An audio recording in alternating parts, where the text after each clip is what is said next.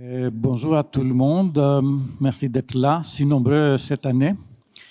Il faut dire qu'au début, il était question de faire une table ronde ici. Pour différentes raisons, je me suis trouvé toute seule, donc je demande votre indulgence. Et il y a certainement, ou j'espère, dans la salle des gens qui connaissent peut-être mieux le sujet que moi, mais j'espère qu'on pourra faire une petite discussion à la fin.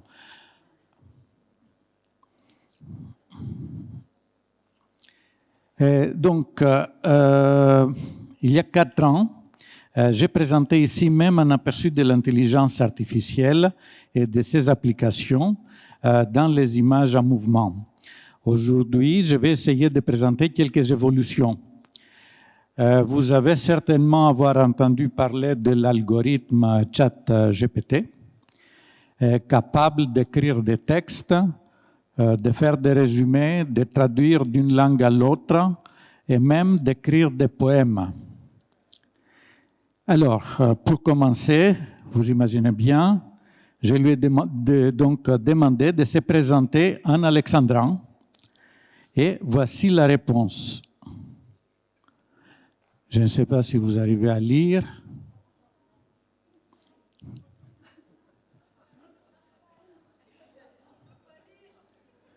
Vous voulez que je lise? OK.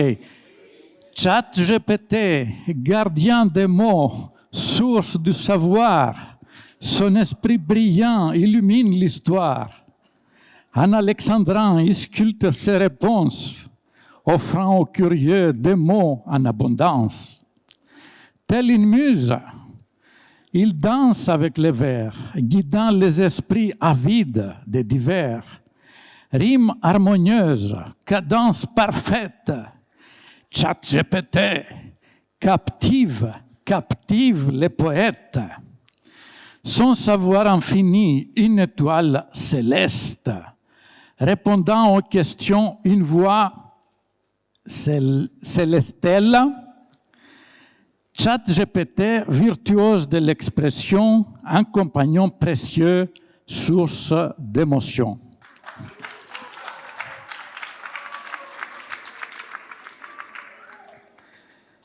Alors, une fanfaronnade de pacotille, certes, mais la mission a certainement été accomplie, sauf pour un détail pour lequel j'ai demandé clarification. Et voici la question et la réponse.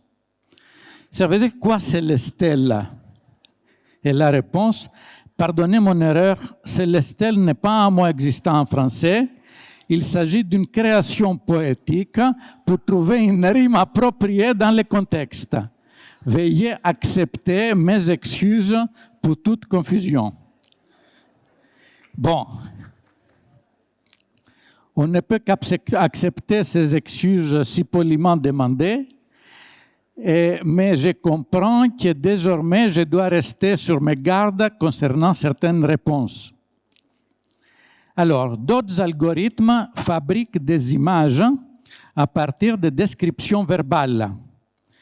J'ai demandé donc à l'un de ces algorithmes, celui de Stable Diffusion, de représenter le public des journées de Fontevraud, vous, et voici quelques réponses que je vous laisse apprécier.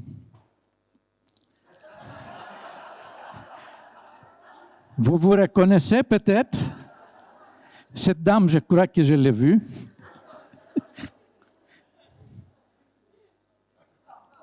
Bon, le mobilier, il n'est pas vraiment le même, mais je crois que dans l'écran, il y a quelque chose de mes cartons gris.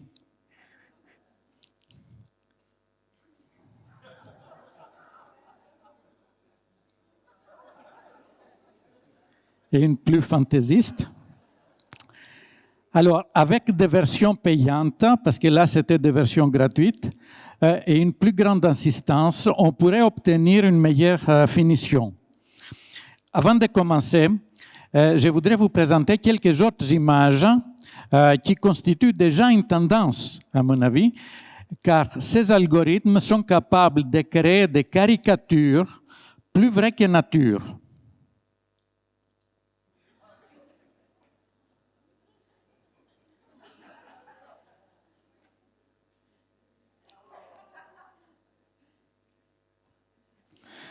C'était à l'époque de la visite qui était ajournée à cause de la grève. Ça, vous connaissez certainement. C'est la mère de Bill Gates. Regardez ici un peu les méli-mélos de jambes.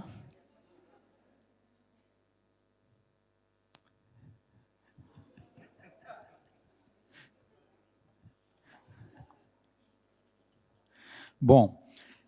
D'autres images relèvent d'un esprit plus romantique, car l'image dépend toujours de ce qu'on lui demande, de ce qu'on demande. Un romantisme qui parfois peut être poussé très loin. Alors, d'autres encore témoignent d'un humour bien plus subtil. Ici, une très vieille photo, certainement authentique, du peintre de son modèle. Allez, encore 2-3 images juste pour le plaisir.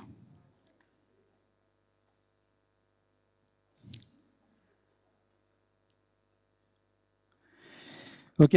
Bien sûr, on peut demander à ces algorithmes de produire des illustrations graphiques. J'ai sélectionné quelques exemples.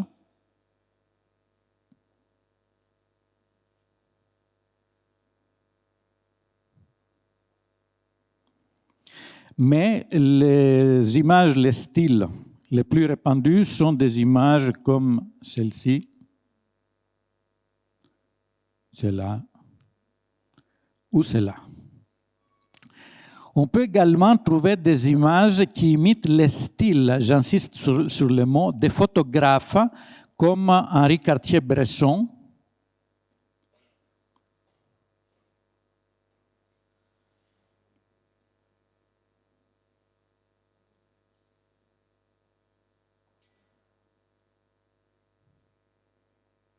Vous voyez, il y a des compositions, il y a quand même quelque chose qui est pas superficiel. Ou un autre exemple de Robert Doisneau, une autre série d'images.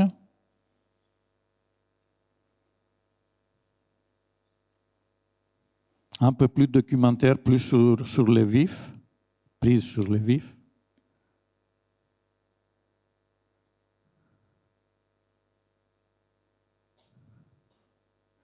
Mais parfois, l'algorithme se trompe dans les détails.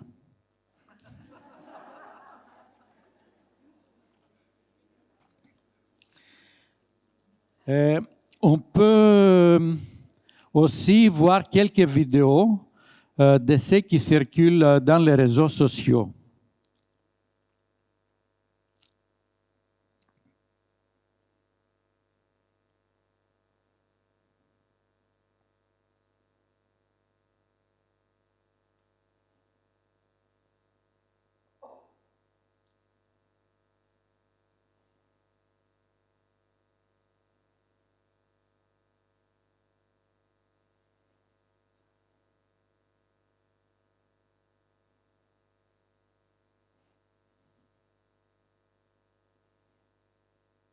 Il est un peu long, ça continue comme ça, c'est des tests en effet. Souvent, je n'ai pas trouvé la signature parce qu'ils se reproduisent. On peut voir autre chose. Mais vous voyez quand même cette vibration qui est caractéristique.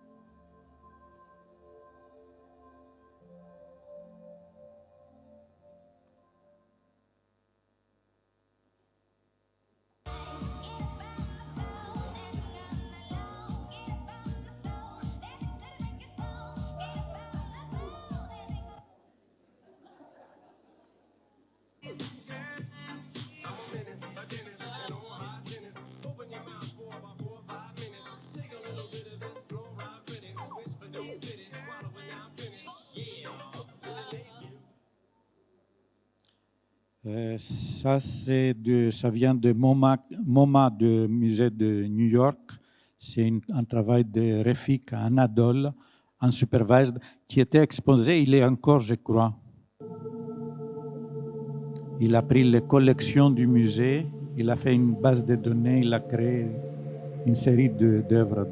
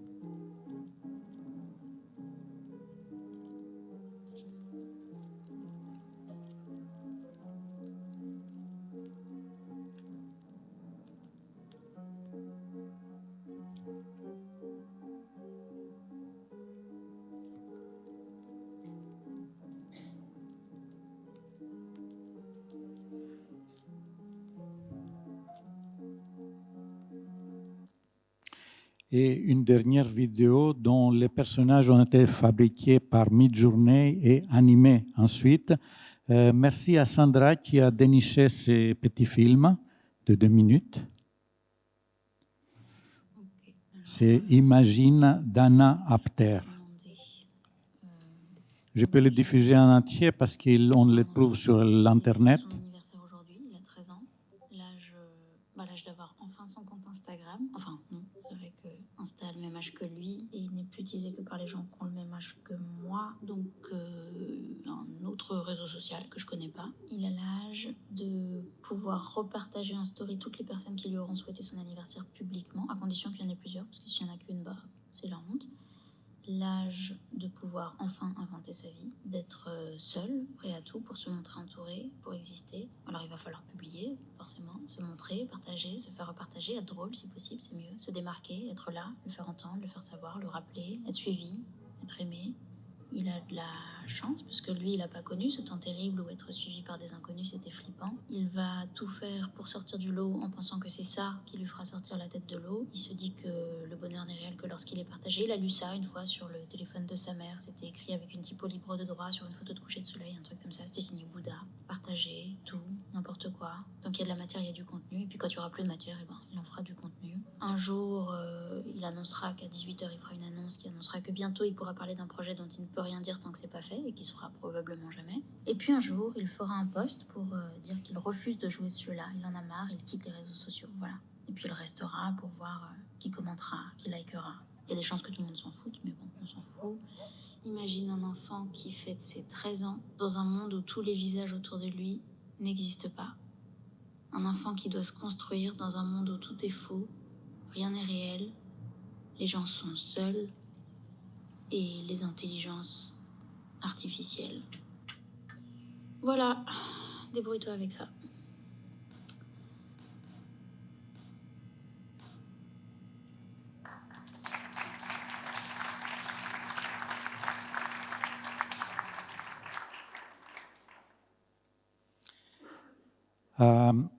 Tout cela n'est qu'un premier aperçu et ces algorithmes évoluent tous les jours. Les résultats sont tellement surprenants qu'il y a déjà une certaine mythologie qui s'installe.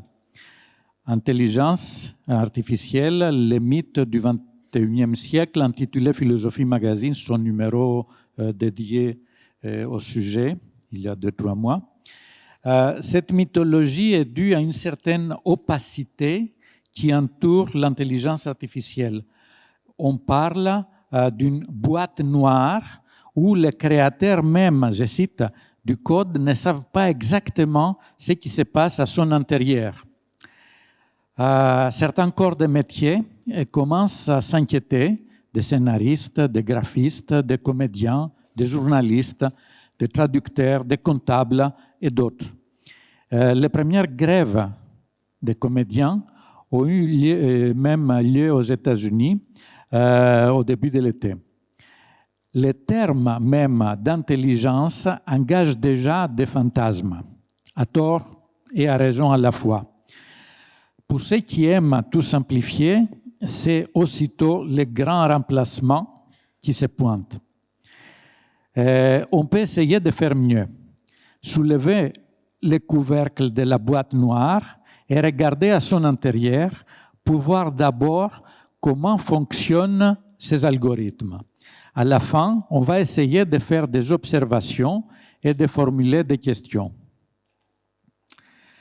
Déjà, qu'est-ce que font ces algorithmes? Il faut préciser que ce que l'on appelle l'intelligence artificielle est constitué d'une constellation d'algorithmes très peu connus pour la plupart. Je vous laisse lire et je vais continuer ma lecture.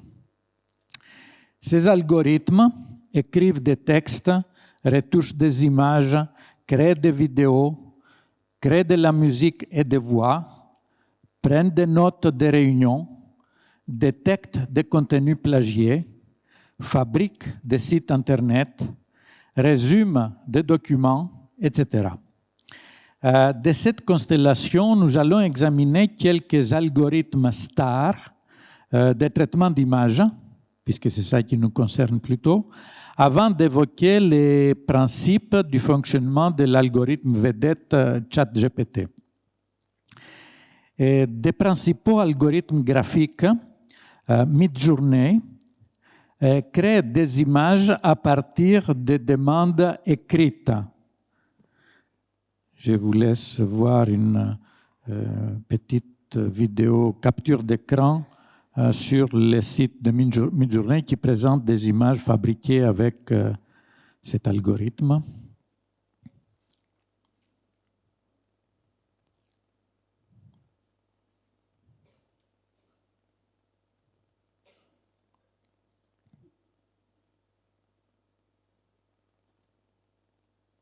Ça passe vite, mais vous avez quand même un aperçu de la variété. Et DALL-E 2 crée également des images à partir des textes, mais aussi il peut leur modifier une partie. Créer des variations d'une peinture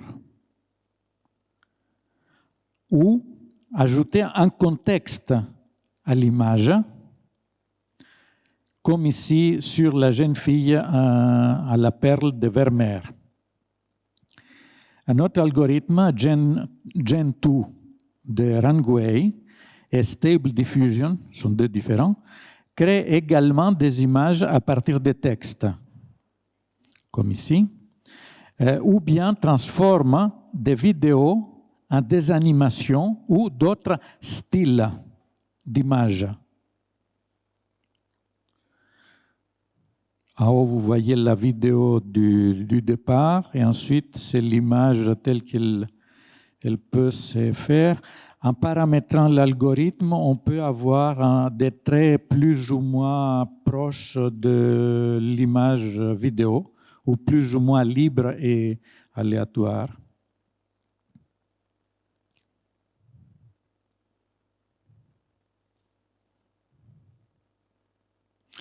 Des performances similaires, on peut aussi trouver avec Stable Warp Fusion. Je vais vous montrer un extrait. On a vu celui-là. Fusion, and here is how it works. You give Warp Fusion a regular video, tweak some settings, tell it what you're going for, and just like that, it spits out a stylized output.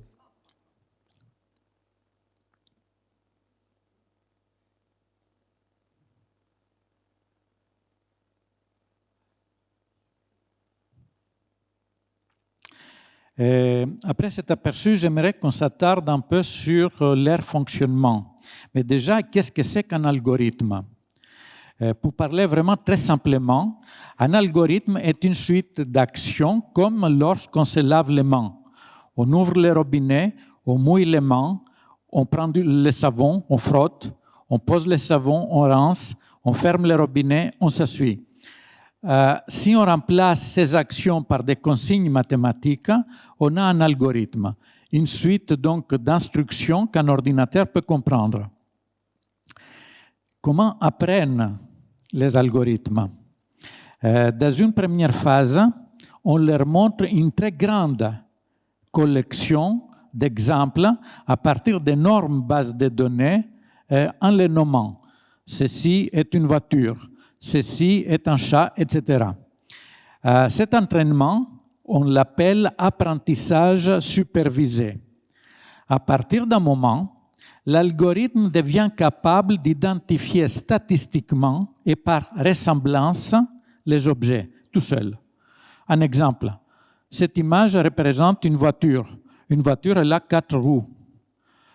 Donc, cette partie de l'image qui ressemble aux 3 autres roues, c'est forcément une roue.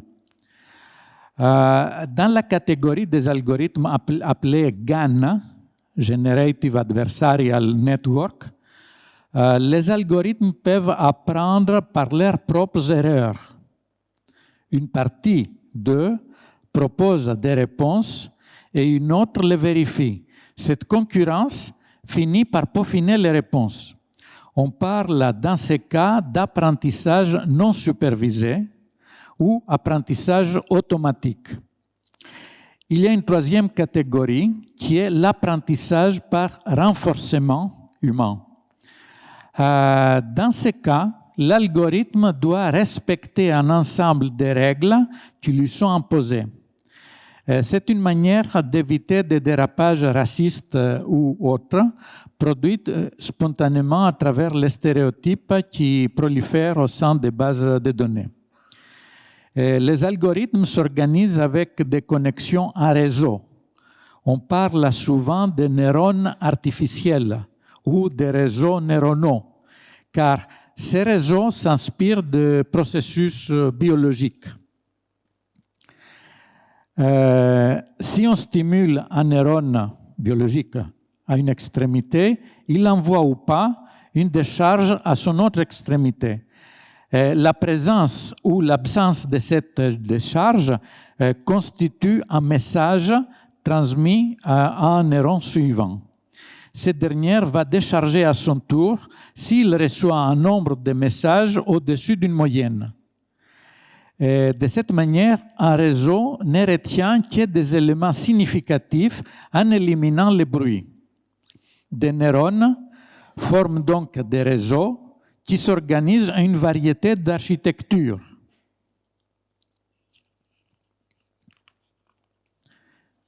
Qui ne sont pas standards, ils évoluent, ça change, ils augmentent, leur nombre augmente, etc. Ces réseaux de neurones ont des dizaines de couches, mais souvent, chaque élément n'est connecté qu'à un petit nombre d'éléments de la couche précédente, comme ici vous pouvez observer. Ces algorithmes utilisent des techniques de regroupement en subdivisant une matrice et en représentant ces éléments par une seule valeur, la plus forte, par exemple. Ici, à l'exemple, les jaunes, la valeur la plus forte, c'est le 30 qui survit à l'étape suivante, etc. Ainsi, par des réductions successives, on peut transformer une image en du bruit blanc. Qu'est-ce que c'est le bruit blanc? C'est un peu l'image du milieu. C'est-à-dire c'est une image où il y a du noir et du blanc, mais à peu près équilibré. C'est une espèce de gris, mais constitué par des pixels noirs ou blancs. On peut faire aussi le schéma inverse et constituer des images à partir de ces bruits blancs de manière pas exactement la même, comme on verra plus loin. Dans le deuxième cas, on oblige l'algorithme d'identifier certaines figures à la manière que nous reconnaissons des images dans les nuages. Les couches proches à l'entrée de l'algorithme détectent des éléments géométriques simples, des coins, des lignes, etc. Les couches finales détectent des éléments plus complexes, comme des objets, des lettres, des espèces d'animaux, etc. On peut voir une autre image.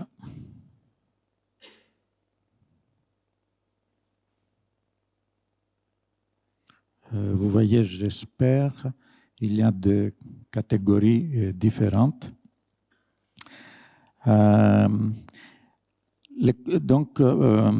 OK. Certains niveaux se spécialisent à distinguer des visages, par exemple, mais à ignorer les bras. Dans ces réseaux, on peut réintroduire de manière récurrente certaines données. C'est comme vous voyez dans le schéma à gauche. C'est cette réintroduction qui permet à l'algorithme d'apprendre par ses propres erreurs, d'être capable de prédiction. Mais on peut faire encore mieux. L'architecture de GAN, on a vu Generative Adversarial Network, qu'on a évoqué, utilise deux réseaux de neurones capables de se critiquer l'un l'autre en jouant un jeu d'opposition. Un réseau générateur essaie de créer un résultat convaincant, tandis qu'un réseau discriminateur essaie de distinguer les réponses artificielles des vraies réponses. Au début, les deux réseaux ils sont médiocres, mais lorsque le discriminateur commence à reconnaître les mauvaises réponses, il pousse les générateurs à produire des exemples plus convaincants. Avec le temps, le système s'améliore et les deux adversaires essaient de se surpasser. Si les GAN, Generative Adversarial Network, sont capables de générer ou de transformer des photos à un style, comme on dit tout le temps, de peinture, comme ici, d'autres vont encore plus loin. Les algorithmes de diffusion, comme les algorithmes STAR qu'on a évoqués, DALL-E ou Stable Diffusion, sont capables de générer des images à partir d'une description verbale. Comment font-ils? Ces algorithmes sont d'abord entraînés à enlever le bruit des images. Ici, vous voyez à gauche et à droite les résultats. On utilise ensuite des bases de données avec des images auxquelles on ajoute graduellement du bruit blanc et on entraîne les algorithmes là-dessus.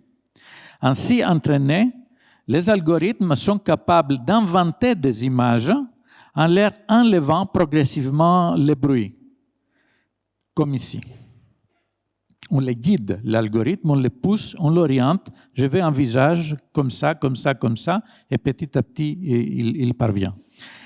C'est un processus similaire à celui de notre imagination qui projette et identifie des figures sur les nuages, comme on a évoqué. On indique par une phrase, un prompt, une catégorie d'images, ce qui oblige l'algorithme à délimiter les champs de son hallucination. C'est aussi un terme qu'on utilise, l'algorithme hallucine. On va voir une petite vidéo de DALL-E 2. That can take simple text descriptions like a koala dunking a basketball and turn them into photorealistic images that have never existed before. DALL-E 2 can also realistically edit and retouch photos. Based on a simple natural language description, it can fill in or replace part of an image with AI-generated imagery that blends seamlessly with the original. It's called inpainting. Nous n'avons pas vraiment le temps de développer davantage ces sujets, mais je renvoie à ceux qui s'intéressent aux excellentes vidéos de David Luarpa, directeur scientifique chez Ubisoft, qui malheureusement ne pouvait pas être avec nous. Et aussi, s'il y a parmi vous des personnes qui s'intéressent davantage, on peut trouver relativement facilement des articles scientifiques en allant dans le site de SIGGRAPH, vous voyez un peu les références, où on présente chaque année les dernières innovations. On peut maintenant dire 2 mots sur le fonctionnement du chat GPT. GPT égale Generative Pre-trained Transformer. Cet algorithme appartient à la catégorie des transformers, qui sont des algorithmes entraînés pour la prédiction et la rédaction des textes. Leur entraînement est combiné avec un savoir encyclopédique large et actualisable, bénéficiant des échanges avec les utilisateurs. Ils sont programmés pour trouver le sens par les contextes utilisant la statistique sémantique, c'est un terme. Par exemple, la phrase « un a fait naufrage », on peut déduire qu'il s'agit d'un bateau. Les algorithmes ne cherchent pas avec des mots, mais avec des fragments de mots que l'on appelle des tokens, des jetons. Pour simplifier les recherches, ils regroupent ces tokens dans des sous-ensembles, comme on fait pour la compression des images au format JPEG, que tout le monde, je suppose, connaît ici, où on regroupe les pixels similaires sous une même appellation, codification. Dans un autre niveau de l'algorithme, ChatGPT crée des indexations. On parle des embeddings ou plongements en français, qui lui permettent de rapprocher des synonymes comme maison et habitation, qui sont utilisés d'habitude avec les mêmes mots voisins, c'est-à-dire dans le même contexte.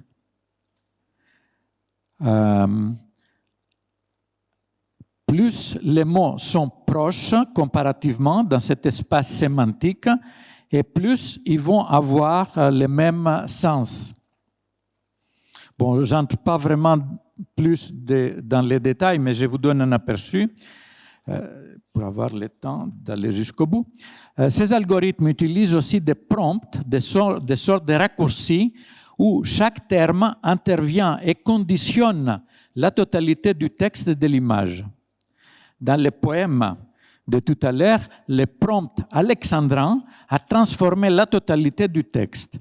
Dans les algorithmes graphiques, dont certains sont incorporés déjà dans les Photoshop bêta, on peut changer un paysage avec un prompt écrit, ajouter des éléments ou prolonger ces paysages.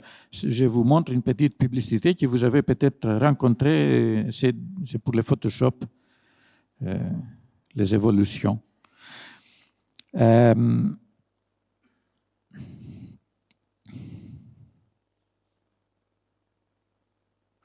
Les modèles de GPT sont probabilistes. Plus un énoncé est présent dans le corpus d'entraînement, et plus il a de la chance d'être restitué. GPT utilise aussi des boucles de rétroaction, comme on a vu tout à l'heure, qui permettent de réévaluer et corriger les données initiales au fur et à mesure de l'évolution de l'analyse. C'est le même principe qu'on a vu utilisé pour la fabrication des images. L'intelligence artificielle utilise généralement l'approche des vecteurs de coordonnées, des indexations, tant pour le texte que pour l'image, le son ou la vidéo, ce qui facilite le passage d'une catégorie à une autre. je note que ce va-et-vient privilégie et généralise un processus de traduction. Et j'ai répertorié quelques traductions que je vais vous montrer. On peut voir donc les traductions suivantes. Par exemple, des mots à des images. On a vu déjà. That can take simple text descriptions like a koala dunking a basketball and turn them into photorealistic images that have never existed before. Ou des mots à des vidéos. Text to video with Gen 2. Now you can generate a video with nothing but words. No driving video, no input image. With Gen 2, anyone, anywhere can suddenly realize entire worlds, animations, stories, anything you can imagine. Gen 2. Traduction des dessins à des photos. Je vais essayer de passer un peu plus loin. On dessine et automatiquement à droite, vous voyez un peu la transformation petit à petit.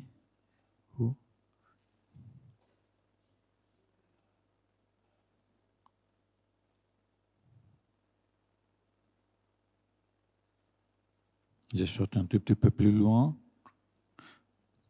Vous voyez, c'est des gribouillis vraiment très maladroits, élémentaires, où on peut jouer avec les paramétrages directement, où on peut aussi hybrider plusieurs traits de plusieurs visages différents, etc. OK. Il y a aussi une plus ancienne génération de ça. C'était le Canvas j'oublie la plateforme, qui était basée sur des standards de montagne, de lacs, de forêts, etc. Et on peignait en forêt, d'une certaine manière. Des traductions donc, d'autres encore. Là, c'est des dessins à des photos, des dessins à des peintures, ou des peintures plus ou moins. Des dessins, des photos à des peintures, ou le contraire, des peintures à des photos, ou des vidéos à des dessins ou des peintures. Ça, c'est déjà un peu... Ça commence à dater parce que c'est déjà incorporé dans les... c'est une ancienne démonstration d'Adobe, de Animator, où on prend une peinture et il y a votre webcam parle et on voit les résultats immédiatement synchronisés, etc., par rapport au dessin que vous lui donnez, y compris si c'est une statue.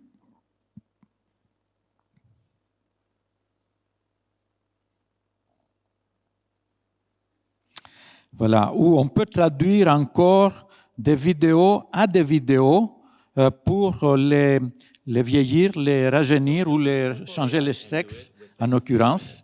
Indeed, many techniques allow you to add smiles, make you look younger or older, all automatically using AI-based algorithms. They are applied to images since it's much easier, but the same techniques with small tweaks can be applied on videos, which, as you may suspect, is quite promising for the film industry.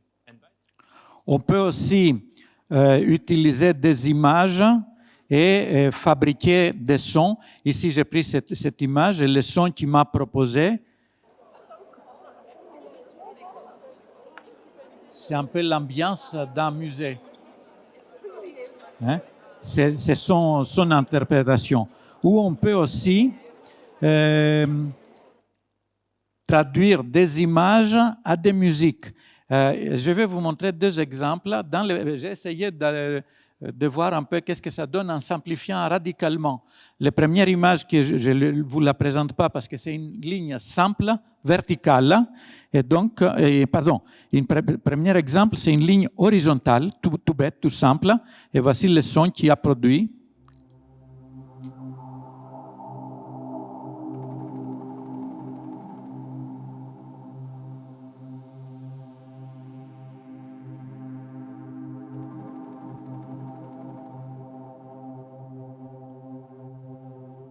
Bon. Ensuite, je lui ai donné une ligne verticale et voici le résultat. Totalement raté à mon avis, parce qu'effectivement, ça n'a rien à voir avec une ligne verticale, c'est plutôt avec des points.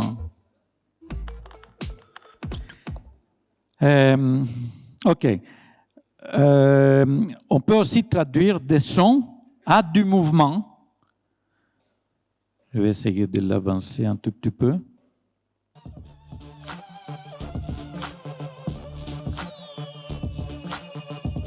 C'est le son qui préexiste et le mouvement c'est produit à partir du son. Ça pourrait être aussi des expressions théâtrales, mais encore un autre mouvement. Audio-driven motion synthesis is difficult. It can also be given an optional style label for the motion. We demonstrate our work on both dance and gesture synthesis. For dancing, we complemented the PSMD dataset from Valle Perez et al. With 3.5 hours of new dancing. Our style control enables us to synthesize dances matching the original music style. J'ai raccourci un tout petit peu pour garder un tout petit peu de temps pour les questions-réponses.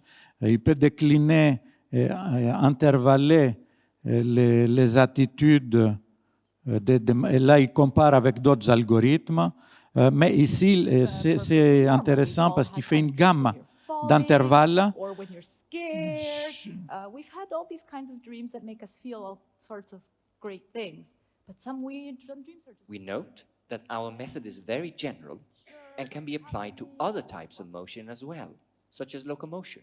Here, we show synthesized locomotion in different styles along a user-specified path with different speeds and changes in heading.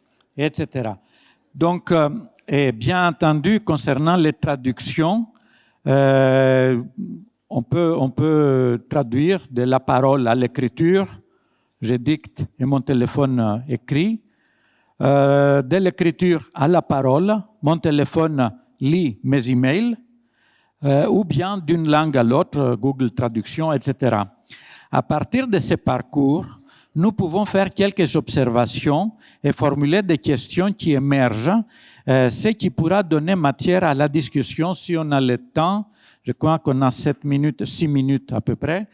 Bon, c'est pas vraiment beaucoup, mais quand même, ça donne un peu de matière à réfléchir. J'ai voulu rapidement, l'IA se base sur les apparences, sur les vraisemblables, pas sur les vrais, d'où l'omniprésence de la notion du style, et ce qui peut mener à un maniérisme. Autre question, l'opacité accrue autour de l'IA crée des mythologies comme il a été repéré avant.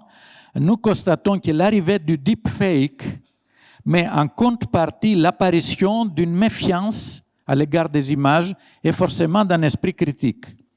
Nous constatons la mise en question et le discrédit du naturalisme cinématographique, de la copie du réel, donc, tout le XXe siècle du cinéma, on passe à la traduction du réel, donc plus proche à l'animation en quelque sorte. Nous constatons un processus de traduction généralisée. Donc. Nous constatons une mise en valeur de la description précise et sommaire, le prompt, c'est-à-dire un équivalent, d'une manière ou d'une autre, du concept. Donc, on a la valorisation de l'intelligible plutôt que du sensible comme point de départ de la création. On dit des mots et on crée des univers. Nous constatons l'utilisation généralisée de l'émiettement, les bruits blancs qu'on a vus, les tokens qu'on a vus, ce qui a comme conséquence une certaine perte de mémoire. Qu'est-ce que je veux dire? À l'exemple de l'aggloméré, qui est toujours du bois, je l'avais mentionné il y a très très longtemps ici même. L'aggloméré est toujours du bois, mais sans le témoignage de la vie de l'arbre, toujours présent sur le bois, ces traces du vécu de l'arbre disparaissent dans l'aggloméré. Les courbures, les branches cassées ou coupées, etc., les rayures, etc., ça témoigne sur un bois, ici, si vous regardez. Dans l'aggloméré, ça c'est fini. Il y a une perte de mémoire. Nous constatons aussi une mise en question du plagiat. C'est une grande discussion aussi. Nous constatons des pratiques d'addiction. Là, c'est déjà généralisé par les jeux vidéo, par beaucoup de choses, y compris les smartphones, tous les côtés électroniques. Nous constatons aussi, et je vais m'arrêter quelque part là, une orientation à l'auto-apprentissage des algorithmes, sans intervention humaine. Ce qui ne manque pas de soulever la question. Pourquoi les concepteurs des algorithmes, sortis des plus grandes universités comme Stanford, etc., favorisent les modèles de l'autodidacte? Et il y a quelques tendances rapidement plastiques à créer des caricatures, on a vu, à décliner des genres, des imageries issues de science-fiction, heroic fantasy, gore, etc. Une tendance impressionniste avec les vibrations, etc. Une tendance à créer des figures hybrides. On a vu aussi des exemples avec plusieurs doigts estrophiés, etc. La manière de Francis Bacon ou bien de Hans Bellmer. Voilà, je m'arrête là. Malheureusement, on n'a pas énormément de temps, mais on peut toujours discuter autour des tables, etc. On peut peut-être lancer quelques questions.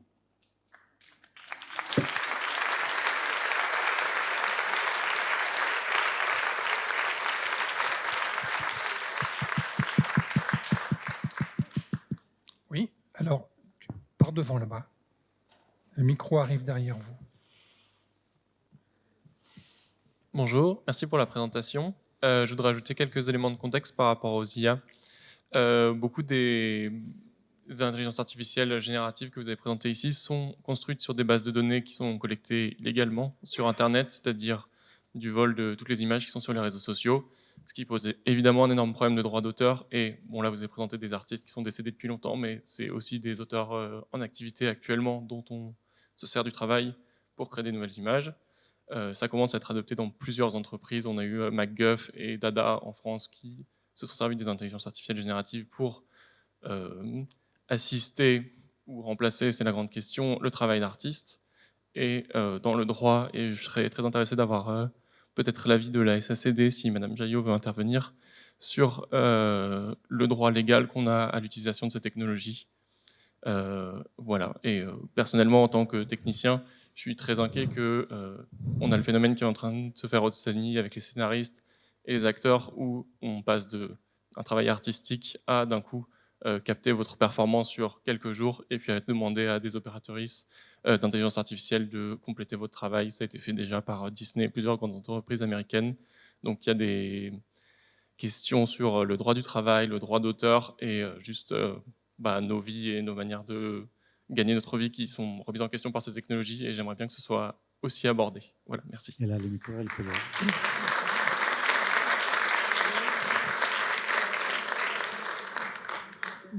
Oui, donc je vais apporter une réponse. Donc, je suis Virginie Jaloud, réalisatrice, je suis une autrice et présidente de la SACD. Donc évidemment, c'est un grand sujet qui est en débat, c'est le grand sujet de l'année. On réfléchit énormément là-dessus. Et déjà, dans un premier temps, on a mis en place 5 mesures qu'on pouvait retrouver sur le site de la SACD, qu'on va mettre maintenant qu'on va préconiser et mettre dans tous nos contrats d'auteur à la SACD, notamment, par exemple, pour les auteurs, déjà un droit de ce qu'on appelle de opt-out, c'est-à-dire la possibilité d'interdire l'usage de l'œuvre, donc de plus pouvoir la mettre à disposition gratuitement dans ces serveurs ou dans ces algorithmes. Voilà, il y a un certain nombre de dispositions. C'est très difficile, la loi, le juridique intervient toujours après les pratiques, c'est-à-dire qu'il faut avoir une bonne analyse des pratiques pour pouvoir intervenir. Donc la SACD travaille pas seulement en France, elle travaille aussi en relation avec l'Europe, avec la CISAC, avec un certain nombre d'organismes européen pour établir et faire évoluer nos lois pour protéger au mieux les auteurs. Mais on en est encore, enfin c'est encore très fragile et on en est au tout début, mais effectivement on est en train de mettre en place un certain nombre d'outils. Je peux donner peut-être un petit complément pour les placer dans une perspective. Quand vous écrivez les A, vous êtes des plagiaires aussi. Qu'est-ce que je veux dire?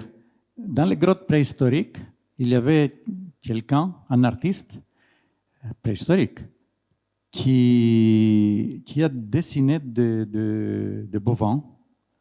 Il y a d'autres qui ont dessiné des bovins. Et petit à petit, en simplifiant les bovins, il est devenu une tête de bovin schématisée, inversée par les siècles, est devenu Léa. Bête, c'était pareil, c'était une maison, etc. C'est-à-dire, à court terme, on peut copier, plagier, etc. Mais les limites de la copie et du plagiat, de la citation ou du plagiat, ils sont vraiment glissent. Et à partir d'un moment, ça tombe dans une espèce de grand domaine public. Et j'observe le même type de phénomène avec une autre tendance artistique, le postmodernisme. Et déjà ici, avec la notion du style, que j'ai souligné, mais on n'a pas discuté du tout, etc. C'est-à-dire qu'il y a quelque chose qu'il faut vraiment être vigilant, il faut citer, il faut rendre à celui qui a fait le travail, la valeur de son travail, la propriété, mais en même temps, il ne faut pas se tromper que petit à petit, on glisse vers quelque chose. Prenons la photo. Il y a une époque, il était interdit de filmer dans les jardins publics. Il m'est arrivé d'avoir un gardien qui nous sifflait parce qu'on avait soulevé une caméra et on filmait. Et maintenant, qui peut faire ça avec tout le monde qui filme avec son smartphone? Vous voyez, il y a quelque chose, il y a une évolution. Donc, il faut être un peu l'esprit ouvert là-dessus. Une question devant, là-bas, oui. Allez-y. Oui, juste une remarque. J'ai l'impression dans les débats actuels sur ces techniques de retrouver des débats plus anciens qu'il y avait il y a 40 ans sur les images de synthèse, sur la reproductibilité à l'infini des images numériques. Il y avait beaucoup de réflexions à l'époque, au début des années 80. Défiance des métiers traditionnel, avec des guillemets, par exemple le monde de l'animation qui rejetait assez fortement l'usage de l'ordinateur pour générer des images numériques. Est-ce qu'on n'est pas finalement sur des débats qu'on a déjà eus avec des gens qui ont écrit là-dessus? Je pense à Philippe Kéo qui a dû écrire un livre très intéressant sur la question, sans nier l'importance du sujet, hein, du droit d'auteur, de vivre de son métier. Est-ce qu'on n'est pas tout simplement dans une nouvelle étape, après une accélération des moyens de diffusion depuis, avec les réseaux, etc. Est-ce qu'on n'est pas sur des sujets qui sont rémanents et constants? Est-ce que quelqu'un veut répondre, prendre la parole? Alors allez-y. En fait, je pense qu'il ne faut pas le mettre, parce qu'on peut se dire aussi, moi j'ai entendu aussi, c'était la même chose à l'époque où la photographie est arrivée avec les peintres. Mais pour moi, l'arrivée de l'outil informatique, et j'y étais pas, mais pour moi ça reste un outil. Là on parle d'intelligence artificielle, et à partir du moment où on confie les rênes de notre imaginaire, et ce qui fait de nous, en fait, des fictions, on a une capacité à créer de la fiction et à créer quelque chose de notre esprit. Je trouve que c'est pas du tout le même débat. C'est une nouvelle ère et qu'il faut aussi prendre comme tel. Il faut pas forcément en avoir peur. Il faut effectivement essayer de comprendre ce qui se dit, mais c'est pas, je dirais que c'est pas tout à fait la même chose. Il y en a un, c'est un outil. Là, on parle d'intelligence artificielle. Donc, ça, c'est un outil, mais c'est un outil aussi qui permet aussi de réfléchir à notre place. Donc, savoir aussi comment on utilise cet outil, pas le bouder, mais essayer de le prendre en pleine conscience et en comprenant comment ça fonctionne, ce qu'on a eu ici aussi aujourd'hui. Je crois qu'il y avait quelqu'un d'autre qui voulait parler devant. Non ? Alors, je donne la parole ici. Je voulais juste noter que du coup, la popularisation de l'intelligence artificielle, surtout à travers les réseaux sociaux, en ce moment, c'est vraiment de nourrir sa propre database avec ses artistes préférés pour émuler exactement le style de son artiste préféré. Donc oui, l'intelligence artificielle peut être un outil pour nous, mais c'est aussi purement du vol.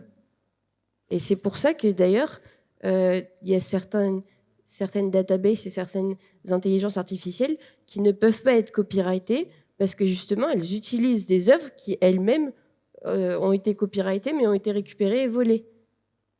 Voilà. Concernant le vol, effectivement, c'est un grand problème. Mais si on prend un peu du recul et on se met dans une école où il y a un enseignant qui évoque des choses. Et finalement, tout le monde apprend ce qui est évoqué, ce qui est dit. Est-ce que c'est du vol? C'est une offrande. Quelqu'un offre des connaissances ou on lit dans un livre, etc. Mais au bout d'un moment, on oublie d'où vient cette information. Et cet oubli, ce n'est pas forcément de mauvaises intentions. Et on se dit, ah tiens, c'est mon truc. Voilà, c'est ces limites-là qui, je crois, sont très fragiles. Pardon?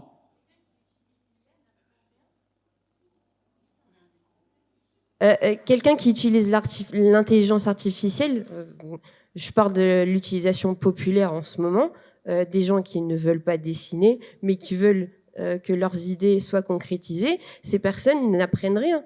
Tout ce qu'elles font, c'est mettre des mots, mettre des prompts dans une intelligence artificielle qui leur donne une image.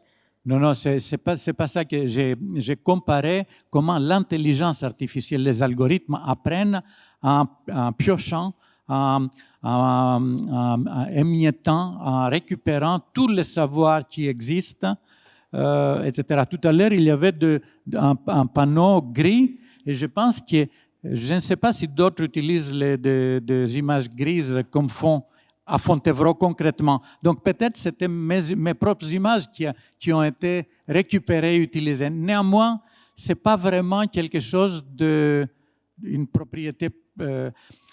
J'ai comparé l'éducation quand quelqu'un explique des choses. Au bout d'un an, on lit des livres, on va dans des conférences, etc. Au bout d'un an, on ne sait pas vraiment d'où vient l'information. Et on dit, c'est notre information, on l'utilise. C'est cette évolution progressive que j'ai dit avec le temps. L'intelligence artificielle, ce n'est pas le temps, mais c'est l'émiettement. C'est-à-dire, on morcelle les choses. Hier, il y avait ici notre amie Virginie, qui disait que son processus de travail, c'était aussi de prendre des anciennes gravures, découper de tout petits morceaux. Si vous trouvez l'auteur de ces petits morceaux qui identifie son travail, très bien qu'on lui fasse un procès. Mais n'empêche, c'est plutôt ce qui domine globalement, c'est l'articulation qui fait elle. Donc c'est son travail. Mais quelqu'un quand même, il a tracé ces petites lignes avant. Donc où on peut placer les limites? Voilà, c'est ça un peu le... Alors, on ne va pas continuer le débat maintenant, parce que j'ai l'impression que ça ne fait que s'amorcer. Vous avez un déjeuner qui va vous permettre de continuer. Mais avant, il y a quelqu'un qui voudrait dire quelque chose pour conclure. Oui, je voudrais juste